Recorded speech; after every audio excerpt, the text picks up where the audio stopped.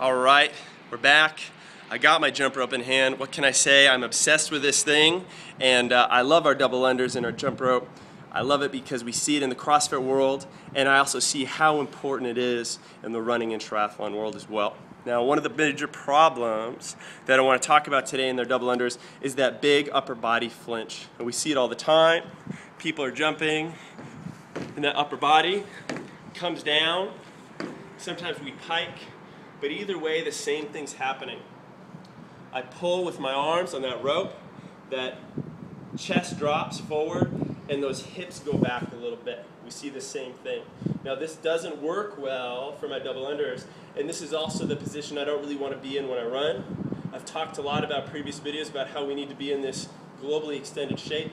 The way we do that is by driving our hips forward. So I have a little progression for you to work on with our double unders. Help ourselves out. So there are major variables that we can play with in our jump rope: how high we're jumping and how fast we're turning that rope. So this is a nice little warm-up for your double unders. Try this out, see what you think. And we're just going to manipulate these two variables. The first thing I'm going to do is just play with how fast I'm spinning that rope. I'm going to do 5 jump ropes, regular, and then I'm going to do 5 skips where I start going that rope a little bit faster. I'm going to go back and forth. So first one, 5 skips regular, 5 a little faster, 5 regular, 5 a little bit faster. This helps warm me up for where that speed's coming from. I'm turning, I'm pulling with those arms back and forth here. Now the next thing I want to jump on, and this is going to be the main focus for today, I want to start jumping a little bit higher. I want to do 5 regular skips, and then all of a sudden 5 skips with a high jump. The highest jump I can do, but I'm only focusing on singles. So I'm here. 5 skips. 5 high skips here. Now you'll notice that where I'm trying to jump, I'm trying to use my hips every time. I'm trying to jump up here, so I'm creating that stability in air. We've talked about this in the past, but it's a good review.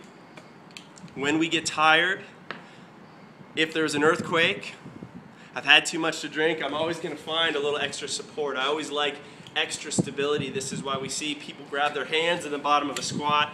This is why we see, in say, doing dips or pull-ups, people tend to want to cross their feet underneath them when they're doing pull-ups there, because we're always looking for those extra points of contact.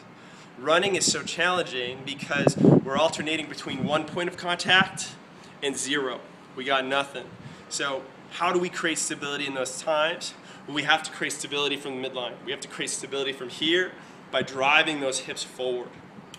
Now, when we do our double unders, we start pulling hard on the rope. We start pulling hard on the rope, we see that flinch. And if I haven't stabilized from the midline first, this is why we see that major body flinch when we go down. So we work and continue on this progression to try to build this up. My 5 high jumps with the single skip teach me how to jump and stabilize first without worrying about that pulling part. We've talked about that first. I'm always pushing before I pull. Once I have those 5 skips high, 5 skips regular, now I'm going to do 5 skips high, 5 skips fast. And if I do those high skips fast successfully, I'm going to get that rope underneath twice for my double under. So I'm here, high, and so forth. I'm hitting the railing over here, but you get the drift. No change in body position as I go through. My body and hips stay the same. I don't see any flinch. If I have this, this helps create that stability not only for better double unders, but for running. For those of you guys who like your pose and practice your pose method out there, when we pull with our legs, we see the same flinch with the upper body that we see in the double unders. So, double unders, try this out.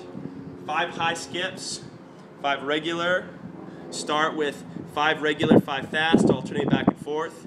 5 high skips, 5 regular, and then finally 5 high skips, 5 high skips with the faster rope. Build my double under up that way. Check it out. I'll catch you next time.